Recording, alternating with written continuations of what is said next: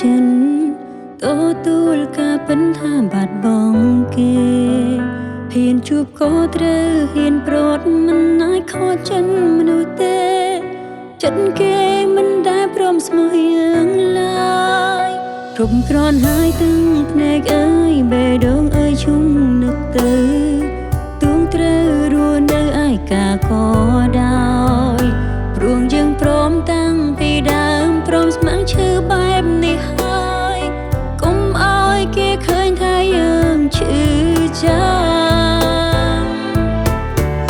វាឈឺចាប់ព្រោះទៅបាយស្អែកខានស្អែកនឹងធូរហើយឈឺចាប់ប៉ុណ្នេះក៏មិនដល់ស្លាប់រូបយើងមិនធ្លាប់សំខាន់ពេលចាប់ផ្ដើមគេធ្លាប់ប្រាំគេប្រាប់ថាមានមនុស្សក្នុងចិត្តហើយឈឺខ្លាំងព្រោះតែបែកគ្នាទ្រាំបន្តិចនឹងធូរហើយលើកក្រោយត្រូវចាំកុំឲ្យជួបទៀនឈុំស្រឡាញ់គេតែម្ខាងឈប់ធ្វើបាបខ្លួនឯងទៀតជូនពរឲ្យគេឃ្លាតទៅបានសុខ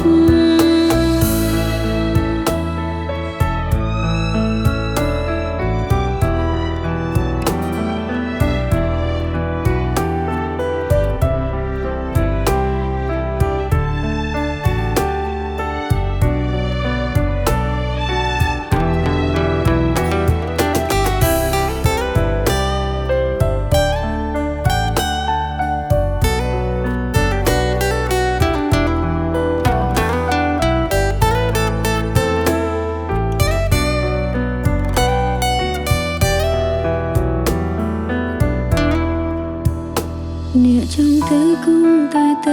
តែនាងនៅត្រូវប្រាប់ចិន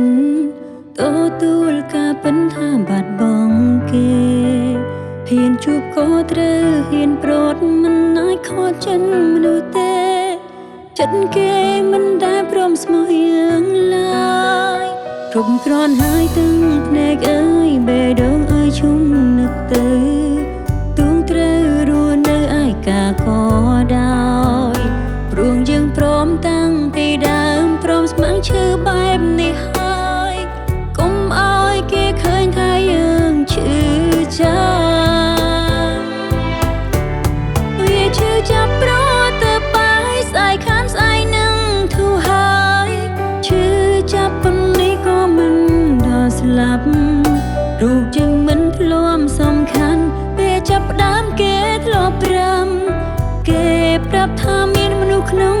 ចិត្តហើយឈឺខ្លាំងព្រោះតែបែកគ្នាទ្រាំបន្តិចនឹងធូរហើយលើកក្រោយត្រូវចាំកុំឲ្យជួបទៀនឈុំស្រឡាញ់គេតែម្ខាងឈប់ធ្វើបាបខ្លួនឯងទៀតជូនពរឲ្យគេឃ្លាតទៅបានសុខវាឈឺចាប់ព្រោះទៅបាយស្អែកខានស្អែកនឹងធូរហើយឈឺចាប់ប៉ុណ្នេះក៏មិនដល់ស្លាប់រូបយើងមិនធ្លាប់សំខាន់ពេលចាប់ផ្ដើមគេធ្លាប់ប្រាំគេប្រាប់ថាមានមនុស្សក្នុងចិត្តហើយឈឺខ្លាំងព្រោះតែបែកគ្នាទ្រាំបន្តិចនឹងធូរហើយ